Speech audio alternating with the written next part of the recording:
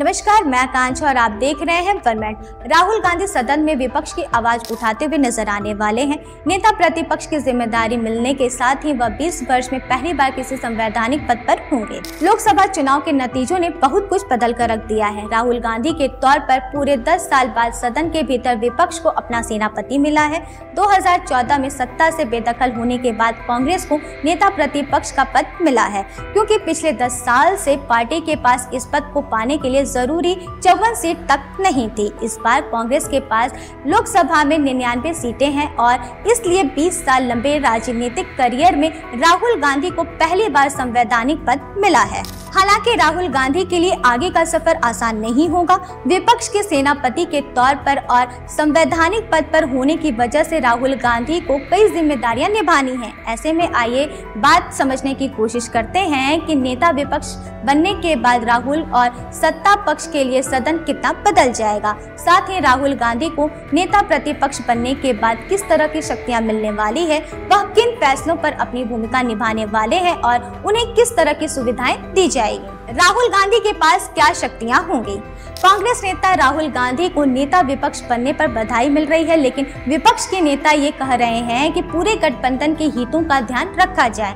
नेता प्रतिपक्ष न सिर्फ अपने पार्टी को बल्कि पूरे विपक्ष का नेतृत्व करता है। ऐसे में आइए जानते हैं कि राहुल को क्या शक्तियां मिलने वाली है। नेता प्रतिपक्ष कई जरूरी नियुक्तियों में प्रधानमंत्री के साथ बैठता है। मतलब ये कि अब प्रधानमंत्री नरेंद्र मोदी और राहुल गांधी साथ मिलकर कई फैसले लेंगे। दोनों के राय से फैसले लिए जाएंगे।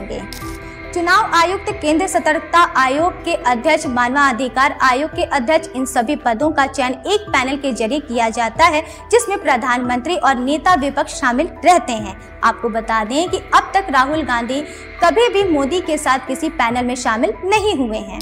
राहुल गांधी भारत सरकार के खर्चों की जांच करने वाली लोक लेखा समिति के अध्यक्ष होंगे। राहुल सरकार के कामकाज की लगातार समीक्षा करेंगे। वह ये जानने की कोशिश करेंगे कि सरकार कहां पर कितना पैसा खर्च कर रही है। राहुल गांधी दूसरे देशों के राष्ट्रपति या प्रधानमंत्री को राष्ट्रीय मुद्दों पर अपनी दृष्टिकोण देने के लिए भारत बुला सकते हैं। मतलब कि अगर वह किसी मुद्दे पर विदेशी मेहमानों से चर्चा करना चाहते हैं तो वह कर सकते हैं। नेता प्रतिपक्ष के तौर पर राहुल गांधी अब प्रवर्तन निदेशालय और सीबीआई जैसी केंद्रीय जांच एजेंसियों के प्रमुखों के चयन में भी अहम भूमिका निभाने वाले हैं। वह पिछले 10 साल से इन एजेंसियों पर काफी आरोप लगाते आए हैं। राहुल गांधी को क्या सुविधाएं मिलेंगी। नेता प्रतिपक्ष बनने के बाद राहुल को पद भी मिला है और उनका कद भी बढ़ गया है। नेता विपक्ष के तौर पर राहुल गांधी को कई अधिकार और सुविधाएं मिलेंगी। आइए जानते हैं कि उन्हें किस तरह की सुविधाएं मिलने वाली है। पहला, नेता प्रतिपक्ष का पद कैबिनेट मंत्री के बराबर होता है। दूसरा, राहुल गांधी को केंद्रीय मंत्री के समान वेतन भत्ता और दूसरी सुविधाएं मिलेंगी। तीसरा, राहुल को कैबिनेट मंत्री के आवास के स्तर का बंगला मिलेगा। उन्हें कार ड्राइवर की सुविधा भी दी जाएगी। साथ ही 14 लोगों का स्टाफ मिलेगा। बतौर सांसद राहुल गांधी को 1 लाख रुपए और 45,000 भत्ता मिलता है, लेकिन नेता विपक्ष बनने के बाद उन्हें मासिक वेतन और दूसरे भत्तों के लिए 3,30,000 रुपए मिलेंगे। बदल जाएगी राहुल गांधी की छवि।